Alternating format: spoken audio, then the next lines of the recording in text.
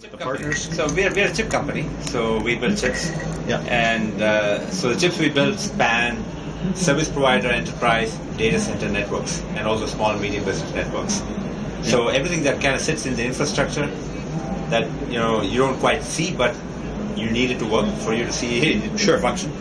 So that's the chips we use. So if you look at the product lines, we're looking at, if you start with the enterprise, wiring closet. Yeah. Ethernet switches, campus core aggregation, switches, PHYs, processors, all of that. Now, so on the processing side, we have a combination of MIPS and ARM. Okay. Our high-end CPUs for security, firewall, load balancing, those kind of applications are MIPS-based. Where do you see ARM sitting in your portfolio versus MIPS? Is it something you just do on a case-by-case basis, or is there a broad strategy? No, I think ARM is relatively new to the infrastructure piece, right? Yeah. They're really on the primarily the mobile and the handheld side. That's really what they were doing there. So what we are doing, so clearly we invested a lot in our high-end CPU core development, which are server-class CPUs for embedded applications. And those are all done on MIPS, and they're continuing on MIPS. What we see, the initial applications for ARM are leveraging what they've done, what we have done. We have a big mobile group, sure, where they do a lot of, everything they do is ARM-based. So what we're doing is, at the lower end of our portfolio, we're taking the ARM cores that they develop, putting them into systems on chips that we can then sell for applications in our market space, particularly at the lower end. You take a Wi-Fi router, so there's a radio inside, and there's a processor core, and the processor core is an ARM chip from us. Now, from what I understand with that, the new chip you have, what is it, the 22, 25 series, there's an embedded crypto engine on there. Just so that I'm clear, is that right in the silicon itself, or is that part of the reference design that's on the board? No, it's in the silicon. So that when we say SoC or system on chip, that includes a whole bunch of functions beyond just the CPU. So there's a CPU core, and then there's a bunch of hardware accelerators that are all embedded in the silicon. Yeah. So crypto is an example of that. A switch might be an example of that. PHYs may be an example of that. So all of these things are put together into an SoC. Competitive and commoditization perspective, when I think ARM, I think the big ARM licensing group, and then individual vendors can do what they want. How close are the Broadcom designs when we're talking specifically on the networking side to that core ARM license? Is it just a manufacturing process, or is there really additional intellectual property that you bake in that differentiates? So what we do is we take the ARM cores from. By the way, there's two different kinds of licensing models here, right? Yeah. One is what we call the standard cores, and the other is what we call architectural licensee and custom core. So what we're doing today on the mobile group right now is just taking the standard cores, hardening them. We harden them, and we add a few other functions to it. And then we take those and then really surround the core with all the value-added stuff that we do, right, which is all the hardware accelerators. And then put together a customized solution for the particular application. So exactly, so when we build an SoC like this, switch, including a switch is a key part of this. The physical layer devices that we include, the PHYs, are energy efficient Ethernet compatible. And all the PHYs that we do today are EEE compatible. So those are embedded. So that's the value that we bring to the table. The ability to put a switch, a PHY, crypto engines, all that together with an ARM core, tailor it for a particular embedded application. Just specifically on energy efficient Ethernet, because I know in the PHY, the way it's supposed to work, I think, is just the signaling. It's a low power idle mode. Yeah, I don't know, which a lot of people say, it's not enough.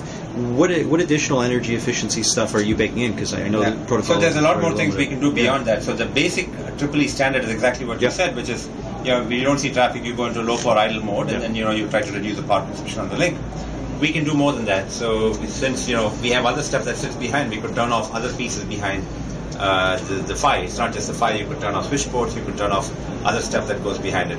We could also figure out how to set policies across the network, to make this more efficient and try to do more with it, right? Rather than just do something at a PHY level. Yeah. So we have a number of let's call it engineering developments in process to continue to improve the energy efficiency from a network-wide view rather than just a PHY view. If I'm not mistaken, you guys have a reference design that you've done together with Big Switch for SDN-enabled switches.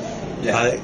Where do you see the opportunity for that, for essentially white boxing reference designs for switches, so anybody can just take advantage so we have whenever we come out with a switch, by the way, we do have a reference design. Sure. That reference design is available from multiple players. So we provide the reference design to all our customers. Yeah. And some of those customers are our regular OEMs, regular channel partners, and the others are ODMs who want to go build a white box solution and try to go push that in the market. Yeah.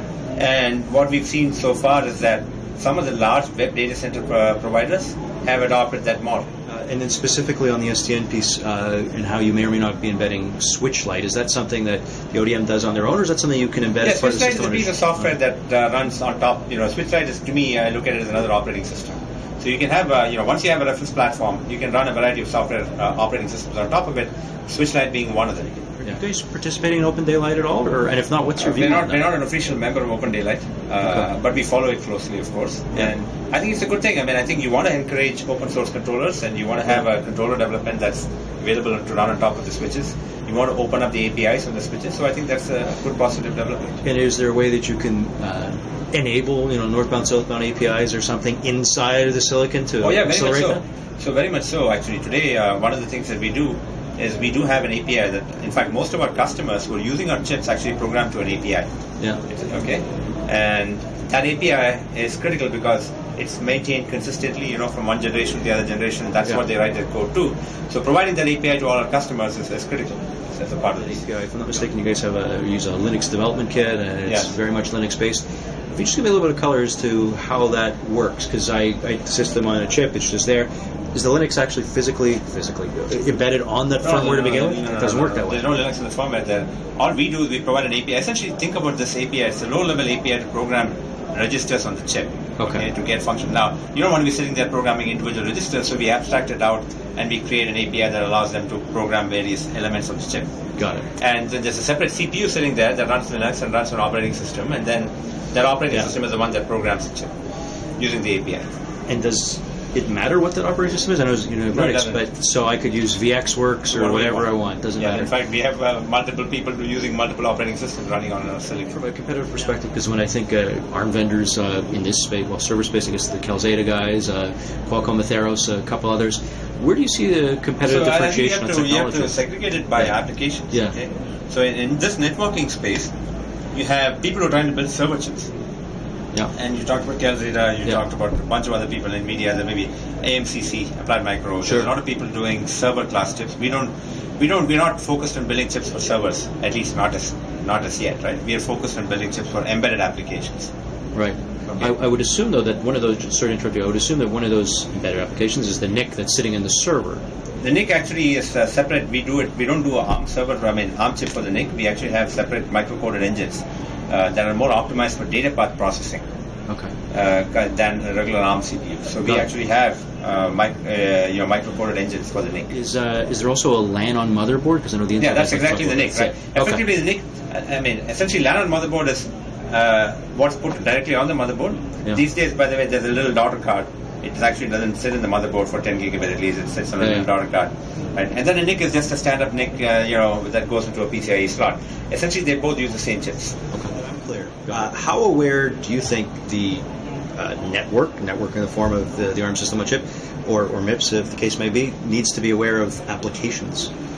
Well, I don't think it's frankly, it's not the SoC that needs to be aware of the applications. Okay, to me, it's the other way around. It is you want to take the network functions and expose them so that the applications do have a visibility into those and they can use what they need to. For example, okay, if you want to troubleshoot, right? So something goes wrong and you want to know where which link is broken. That information is available in the chip, and you have to expose that and make sure the high-level application knows that, because otherwise you won't be able to troubleshoot. Right. I know you mentioned abstraction as a software guy. If I'm building an app, what am I looking for then? Am I looking for some kind of specific API that I'm calling? Yes. So I think what you'll see is, like I said, today our APIs are relatively low level, and you will see as you're moving up and trying to provide even higher level abstractions over time. Yeah. And that's how you program the hardware. Well, today the API is specific to our chips, but over time the abstractions, for example, OpenFlow is defining a set of abstractions, the APIs, that are completely out of the standards, right? That there's an OpenFlow standard, there's a version 1.2, 1.3, etc. So those are out in the open. And so there's going to be a combination. We have our API at the lower level, then you have standards-based APIs that are above, and we will provide a bridge to those. What do you see as the big challenge for Broadcom in your space from a technology perspective in terms of growing the technology or the market? Is there something else that's needed in terms of technology, or is it just more education or just build out or something? No, I think from a technology perspective, it's keeping the pedal to the metal and continuing to drive to new geometries. Innovation is our lifeblood, right? We have to continue innovating and keep driving new technologies forward. And that requires us to continuously innovate. That requires us to drive to newer process geometries.